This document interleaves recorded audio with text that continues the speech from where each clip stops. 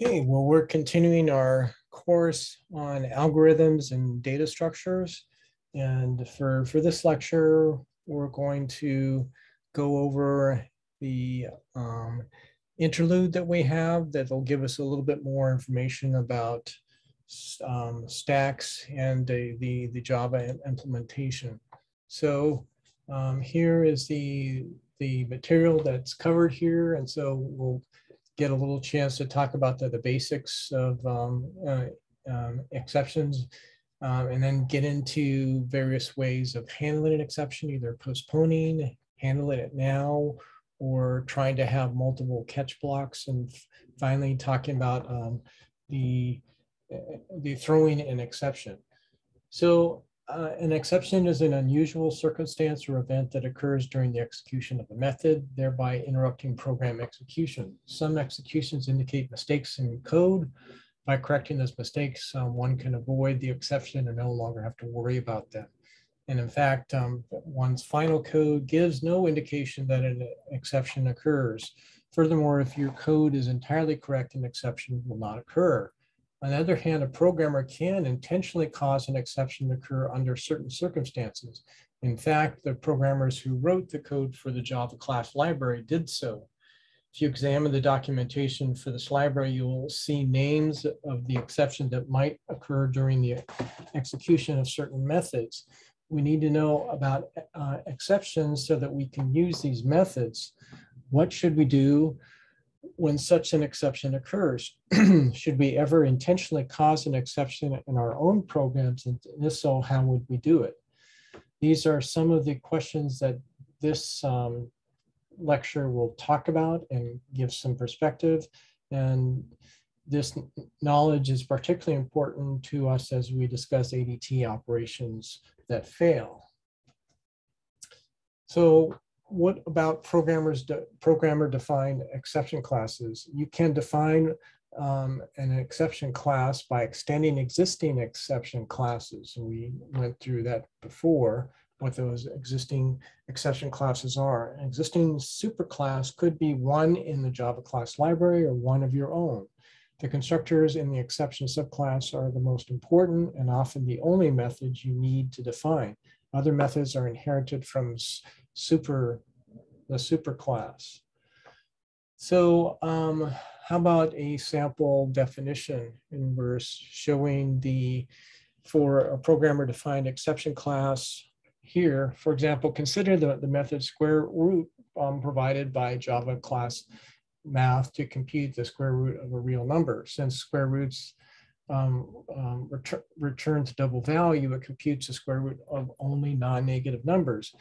If you give the method a negative number, it returns the special value NaN, which stands for not a number. It displays this value, appears as NaN. If it is involved in arithmetic, the result is NaN. Imagine instead a square root method that throws a runtime exception instead of returning NaN when passed a non-negative argument. The method certainly could throw an instance of runtime exception, but a more specific exception would be better. So let's define our own class square root exception as shown in the listing, because we want a runtime exception or to class extend runtime extension. Each of the two constructors for this class use super to invoke runtime exceptions constructor, passing it a string as a message. The default constructor passes the default message, but the second constructor passes the message provided as its argument when it's called. Most programmer-defined exception classes are as straightforward as square root exception.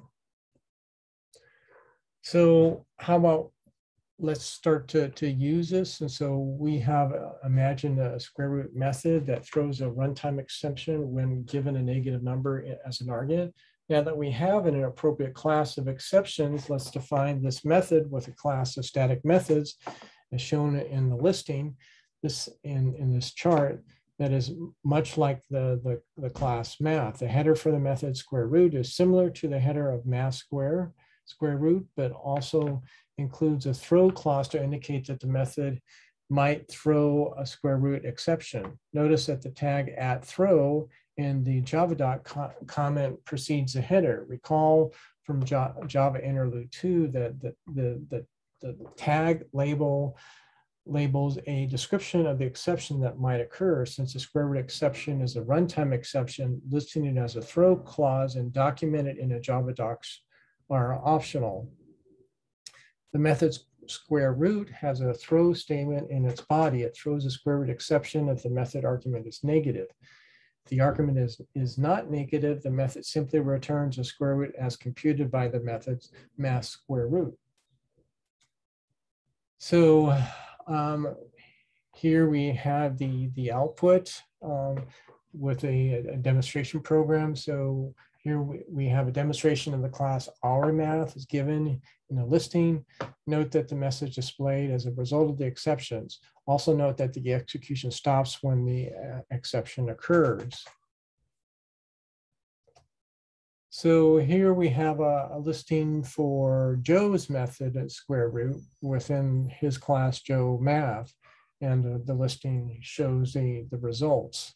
Now we have the driver program, and so this shows Joe's method square root within his class Joe Math, and the listing provides a demonstration of the class. And so now we're seeing that even if you get a negative number, it computes it, but it just includes the letter I to indicate what typically is done if you get a negative number and you're trying to complete the result.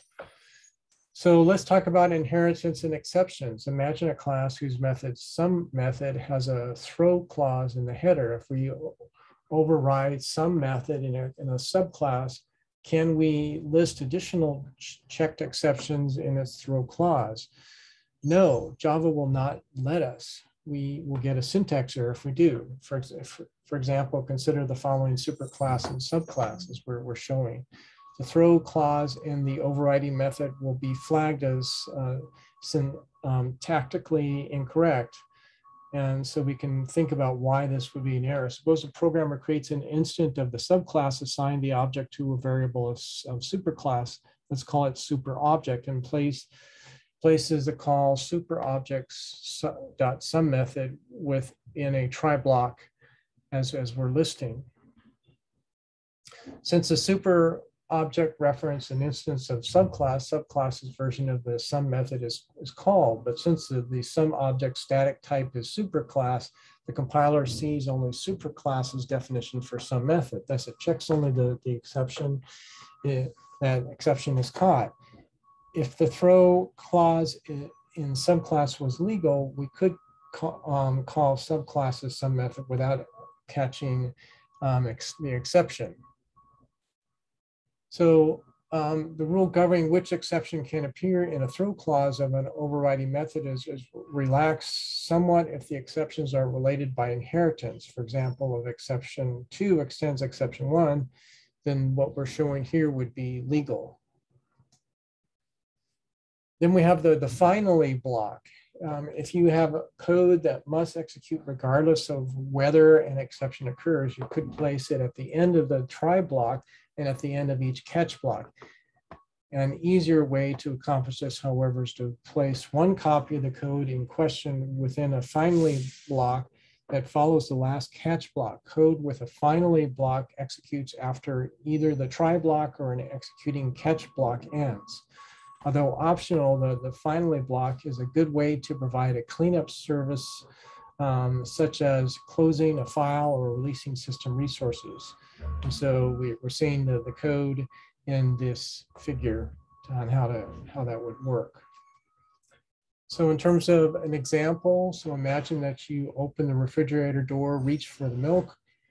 Whether you find milk or not, you should close the door. In the following code, the method take out milk will throw an exception if no milk is found. Whether an exception occurs or not, close refrigerator is called within the finally block. So let's explicitly demonstrate the behavior of a finally block by executing the code in the previous example. So the program in the listing shown on the chart simply provides simple definitions for the methods called in this example. All but take out milk simply display an appropriate message. The method take out milk, however, displays a message some of the time at random, but throwing a no milk exception the rest of the time. In the first sample, output,